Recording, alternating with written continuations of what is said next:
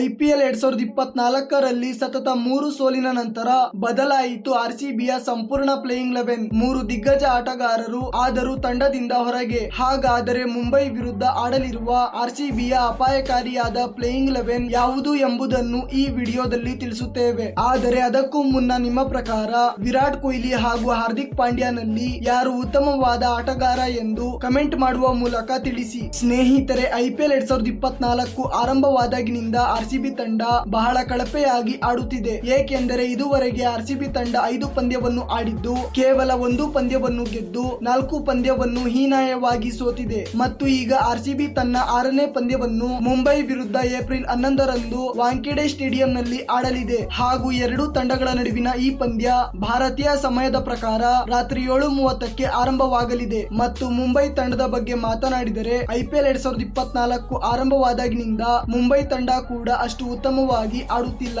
ಏಕೆಂದರೆ ಮುಂಬೈ ತಂಡ ಆಡಿರುವ 4 ಪಂದ್ಯಗಳಲ್ಲಿ ಕೇವಲ 1 ಪಂದ್ಯವನ್ನು ಗೆದ್ದು 3 ಪಂದ್ಯವನ್ನು ಹೀನಾಯವಾಗಿ ಸೋತಿದೆ. ಆದರೂ ಕೂಡ ಉತ್ತಮವಾದ ಆಟಗಾರರನ್ನು ಹೊಂದಿರುವ ಮುಂಬೈ ತಂಡ ಆರ್ಸಿಬಿ ವಿರುದ್ಧ ಬಹಳ ಬಲಿಷ್ಠವಾಗಿ ಕಾಣಿಸುತ್ತಿದೆ. ಆದರೆ ಮತ್ತೊಂದು ಕಡೆ ಆರ್ಸಿಬಿ ತಂಡದಲ್ಲಿ ಕೇವಲ ವಿರಾಟ್ ಕೊಹ್ಲಿ ಅವರು ಮಾತ್ರ ಉತ್ತಮವಾದ ಬ್ಯಾಟಿಂಗ್ ಅನ್ನು ಆಡುತ್ತಿದ್ದಾರೆ. ಇನ್ನುಳಿದ ಆರ್ಸಿಬಿ ತಂಡದ ಬ್ಯಾಟ್ಸ್ಮನ್ ಗಳೆಲ್ಲ ಸತತವಾಗಿ ಫ್ಲಾಪ್ ಆಗುತ್ತಾ ಬರುತ್ತಿದ್ದಾರೆ. ಮತ್ತು ಅಷ್ಟೇ ಅಲ್ಲದೆ ಆರ್ಸಿಬಿ ತಂಡದ ಬೌಲರ್ ಗಳು ಕೂಡ ಬೇರೆ ತಂಡಗಳನ್ನು ಹೋಲಿಸಿದರೆ ಬಹಳ ಕಳಪೆಯಾದ ಬೌಲಿಂಗ್ ಅನ್ನು ಮಾಡುತ್ತಿದ್ದಾರೆ. ಆದ್ದರಿಂದ ಮುಂಬೈ ತಂಡದ ವಿರುದ್ಧ ಹೇಗಾದರೂ ಮಾಡಿ ಗೆಲ್ಲಬೇಕೆಂದು ಪಣ ತೊಟ್ಟಿರುವ ಆರ್ಸಿಬಿ ತಂಡ 3 ದೊಡ್ಡ ಬದಲಾವಣೆಗಳನ್ನು ಮಾಡಿದೆ. ಹೌದು ಸ್ನೇಹಿತರೆ, ಆರ್ಸಿಬಿ ಮಾಡಿರುವ ಮೊದಲ ದೊಡ್ಡ ಬದಲಾವಣೆ ಬಂದು ಸತತವಾಗಿ ಕಳಪೆಯಾದ ಬ್ಯಾಟಿಂಗ್ ಆಡುತ್ತಿರುವ ಮ್ಯಾಕ್ಸ್ವೆಲ್ ಅವರ ಬದಲಿಗೆ ವಿಲ್ ಜಾಕ್ಸ್ ಅವರಿಗೆ ಆಡಲು ಅವಕಾಶ ನೀಡಲಾಗಿದೆ. ಹಾಗೂ ಅಷ್ಟೇ ಅಲ್ಲದೆ ಆರ್ಸಿಬಿಯ ಪ್ಲೇಯಿಂಗ್ 11 ನಲ್ಲಿ ಅನುಜ್ ರಾವತ್ ಮತ್ತು ಮಯಾಂಕ್ ದಾಗರ್ ಅವರ ಬದಲಿಗೆ ಕರಣ್ ಶರ್ಮಾ ಅವರಿಗೆ ಅವಕಾಶ ನೀಡಲಾಗುವುದು. ಇದರೊಂದಿಗೆ ಆರ್ಸಿಬಿಯ ಪ್ಲೇಯಿಂಗ್ 11 ನಲ್ಲಿ